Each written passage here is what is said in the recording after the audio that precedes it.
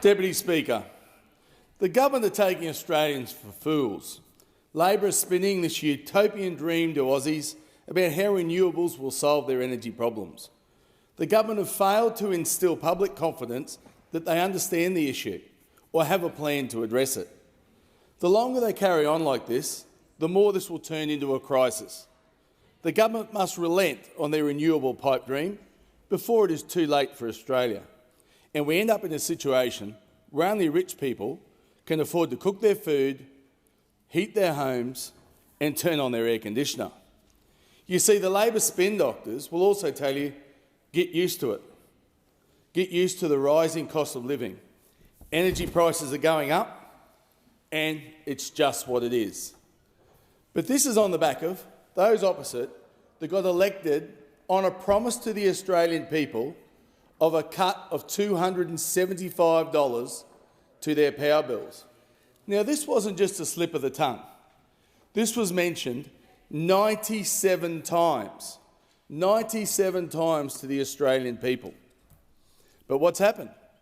In the last 2 weeks, they've just brought down a budget that shows that power prices will increase by 56%. Not our words, their words. In the budget, 56% increase. So this prompted a call from one of my constituents who manages and owns a cool store factory. So his business model is he picks up fruit and veggies from the farm, takes it back to the cool stores, cools it down and then distributes it to the shops. So his biggest input costs are electricity and fuel. Both of these have skyrocketed under Labor's watch.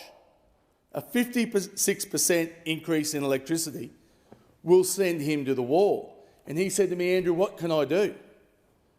I can't afford it. I can't afford to absorb those costs. And my customers can't afford to pay any more. What do I do? And I said, well, we need a plan. And I'm not in government, because all I can do is raise these issues with the current government. You have to have a plan, son. Energy options need to be all looked at.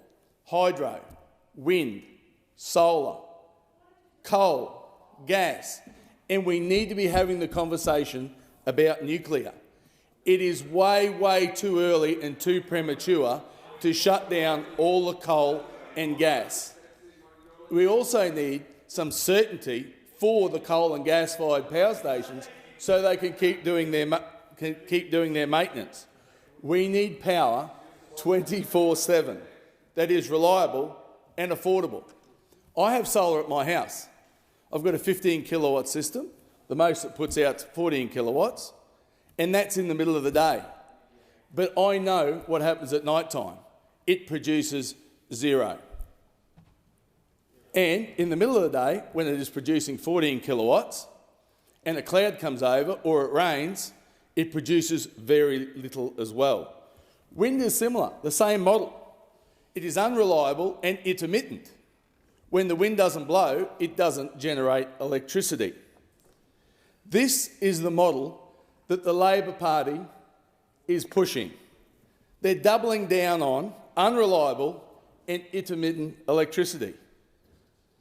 Deputy Speaker, that's like me going out for dinner, going to a restaurant and having the worst feed I've ever had in my life, turning up the next night, taking my missus there as well, and ordering twice as much and expecting a different result. I can't believe it. Talk about doubling down. I listened to a flood victim this morning who was devastated because she hasn't got electricity and gas delivered to her place. Well, get ready, Australia, because under these guys' watch, that's going to be a daily occurrence. I'm genuinely concerned that this government does not have a plan to manage the skyrocketing energy prices.